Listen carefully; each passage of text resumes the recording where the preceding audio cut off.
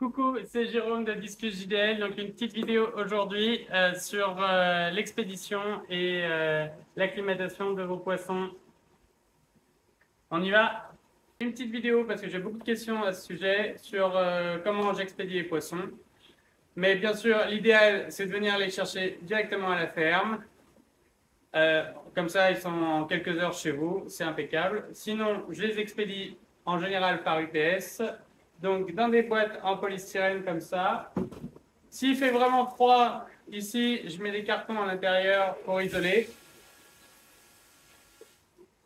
Et là, je mets une poche type couverture de survie dans lequel je vais mettre les sacs de poissons. Mais avant, je vais mettre au fond, alors bien sûr, là, elle n'est pas ouverte, mais une chaufferette et une poche en plastique pleine d'eau brûlante qui va servir de bouillotte. Une petite bouillotte comme ça, hop. Je mets un petit carton pour pas que les poches des poissons soient directement au contact de l'eau brûlante ou de la chaufferette pour éviter la surchauffe. Comme la chaleur monte, ça maintient la température à l'intérieur de la caisse. Je mets après les sacs. Alors le problème du transport des poissons, c'est que ça perce les sacs, hein, les discus, dès qu'ils atteignent une certaine taille, il faut...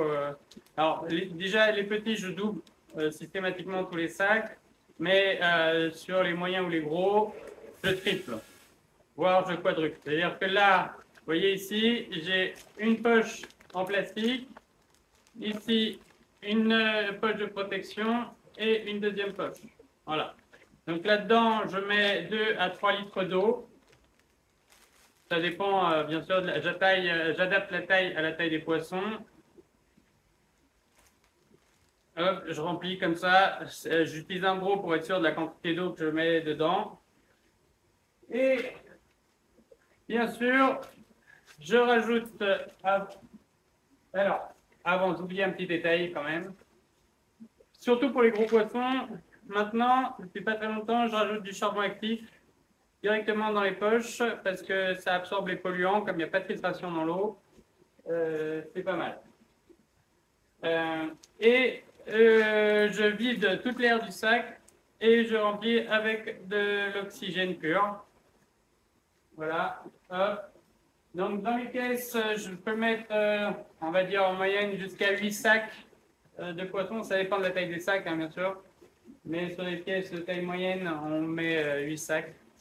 Après, il existe quelques caisses un peu plus grandes, mais bon, quand je suis obligé de commander pour avoir des prix corrects, parce que ça coûte très très cher, hein, l'emballage, je suis obligé de commander un SMI de caisse pour avoir des prix accessibles pour pouvoir vous livrer.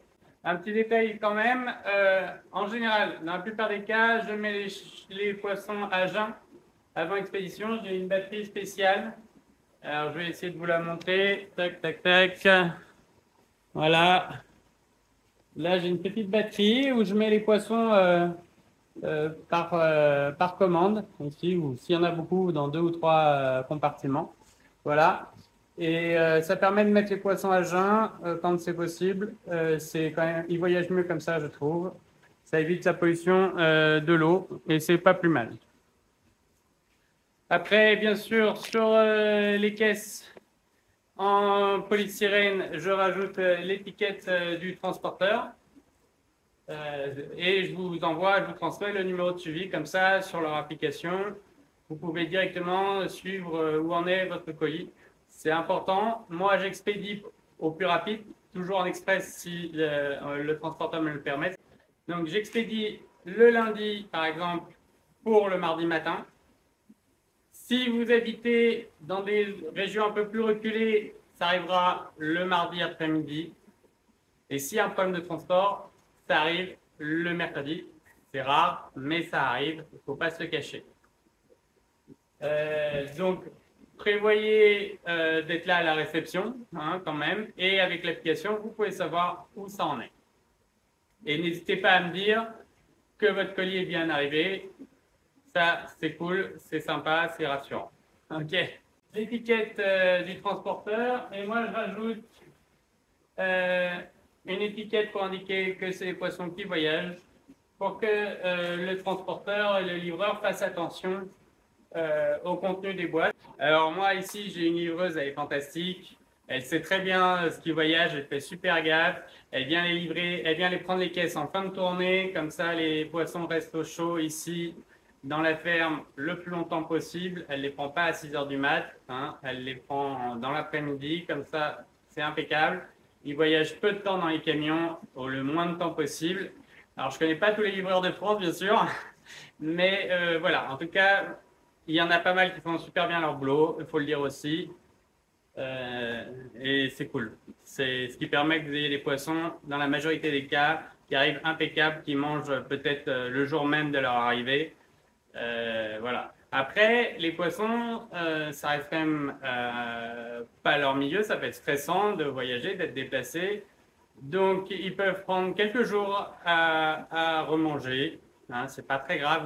Alors, des fois, ils peuvent prendre quelques jours à se sentir bien dans leur nouvel environnement. Surtout si, par exemple, vous avez un aquarium planté avec des décors, ils sont pas trop habitués à ça.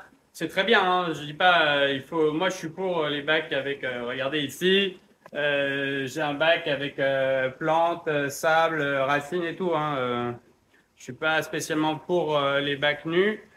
Mais voilà, c'est pas forcément des poissons qui sont habitués à ça. Donc il leur faut un petit peu de temps pour leur nouvel environnement. Donc pas d'affolement. Mettez pas la lumière à fond, un petit peu tamisé, voilà, tranquille. Laissez-les tranquilles. Vous affolez pas s'ils mangent pas tout de suite tout. Hein, c'est pas grave. Ils ont de la réserve. Hein, les poissons, les grands, ils peuvent ne pas manger pendant plusieurs semaines. Mais bon, c'est pas le cas, hein, c'est pas la question. Mais voilà, dans la nature. Ils peuvent ne pas manger pendant assez longtemps, ça arrive, donc pas d'affolement s'ils ne mangent pas dans l'heure. Ok. Alors pour la clim des poissons, moi je suis favorable à une acclimatation assez courte. Pareil, on va essayer de réduire la durée de stress, hein, les attentes, les machins, on limite. Donc les acclims, soit vous les transférez dans une bassine, un seau, n'importe quoi, soit vous les laissez dans les sacs. Vous doublez ou triplez le niveau d'eau en l'espace de 10 minutes, un quart d'heure max. Alors, pour remettre de l'eau, moi j'utilise un broc par exemple. Hop, je verse 1 litre ou la moitié d'un litre, hop, et je fais une pause, hop, je remets, hop, comme ça, je fais la clim assez rapidement. C'est pas très grave si l'eau monte en température relativement vite.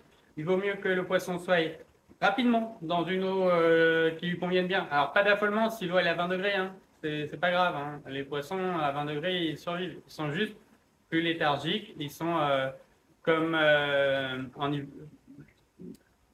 comment on dit comme l'ours là qui hiberne un peu là ou la coille qui voilà. Hein, trop de mémoire, trop de mémoire, trop de mémoire. Ah, c'est là, je vois les cheveux gris qui apparaissent. Bon, bref, vous m'avez compris. Une acclim assez rapide, c'est pas la peine de mettre de l'oxygène et tout ça sur des acclims rapides. Votre poisson, il sera mieux dans son nouveau bac. Voilà. Si vous avez un aquarium qui est démarré depuis pas très longtemps, faites un changement d'eau avant. Des fois qu'il y ait un peu de nitrite qui se balade, ça permet d'épurer. Ça, c'est pas mal. Si vous avez un très vieil aquarium qui tourne depuis longtemps, méfiez-vous pour permettre de bien mélanger les poissons ensemble. C'est aussi pour ça que je conseille par exemple un UV dans votre aquarium. Ça ne fera pas tout, mais ça agit quand même en préventif. Voilà. Plus vos poissons viennent d'endroits différents, plus vous devez être prudent par rapport à ça. Donc voilà, j'espère que cette vidéo a répondu à l'essentiel de vos questions. S'il y en a d'autres, mettez-les en commentaire. J'essaierai d'y répondre dans la mesure où j'ai l'info. Voilà. N'hésitez pas à demander sur les groupes aussi. Il y a d'autres personnes très compétentes ou plus que moi qui sont capables de répondre à vos questions. Donc voilà, n'hésitez pas à vous documenter. Et puis à très bientôt pour les passionnés avec vos poissons, avec mes poissons aussi. Ciao!